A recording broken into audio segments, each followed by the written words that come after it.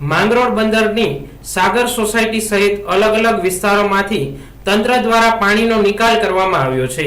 માંગરોળની સાગર સોસાયટીમાં ભરાયેલ વરસાદી પાણીનો નિકાલ કરવા મામલતદારે તમામ ટીમો કામે લગાડી હતી। પાણીનો નિકાલ કરતા સ્થાનિક લોકોએ મામલતદારની આ કામગીરીને બિરદાવી હતી। હાલ સ્થાનિક લોકોને પોતાના ઘરમાં રહેલ તમામ ઘરવખરી પલળી જતા મોટું નુકસાન વેઠવું પડ્યું છે। સરકાર દ્વારા નુકસાનીનો સર્વે કરી તમામ અસરગ્રસ્ત લોકોને વળતર ચૂકવવામાં આવે તેવી લોકોએ અપીલ કરી છે। દામોદર ચામુડિયા મારું નામ છે। માંગરોળની મહાવીર મચ્છીમાર સહકારી મંડળીનો હું પ્રમુખ છું।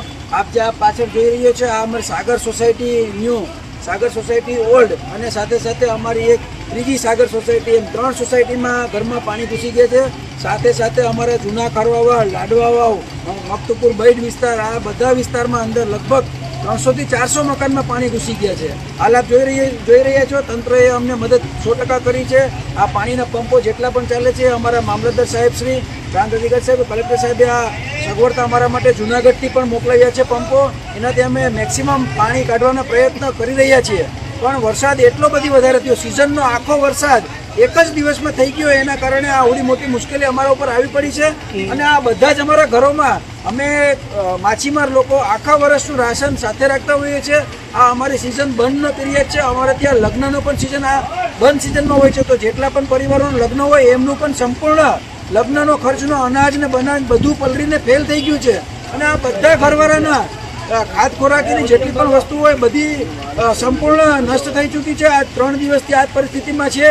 અમે મહેનત કરી રહ્યા છીએ, તંત્ર અમારી સાથે છે, પણ મારી કલેક્ટર સાહેબ શ્રી, પ્રાંત અધિકારી સાહેબ શ્રી અને મામલતદાર સાહેબને બે હાથ જોડી નમ્ર વિનંતી છે કે આ વખતે અમારા લોકોને જે આ નુકસાન થયું છે ખાદ ખોરાકીનું, અનાજનું, એનું સર્વે કરાવી અને એમને યોગ્ય વળતર ચૂકવે એવી મારી નમ્ર વિનંતી છે।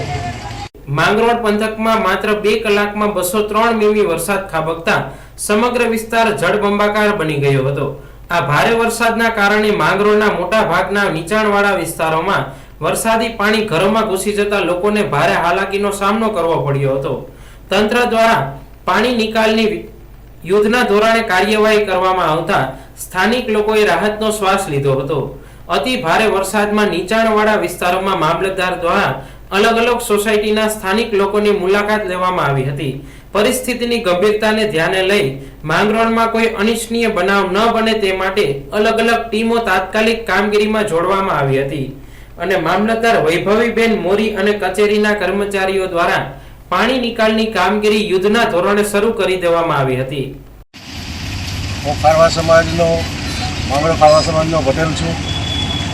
આ જે વરસાદ પડ્યો, ઇતિહાસનો સૌથી વધુ વરસાદ માંગરોળમાં પડેલો છે, જેના કારણે અમારા માંગરોળ બંદરની ખારવાની સાગર સોસાયટીમાં ઘરોમાં પાણી ભરાઈ ગયા છે અને લોકોનું ખૂબ મોટા પાયે નુકસાન થયેલું છે। બધાના ઘરમાં અનાજ, ઇલેક્ટ્રિક સામાનને ખૂબ નુકસાન થયું છે।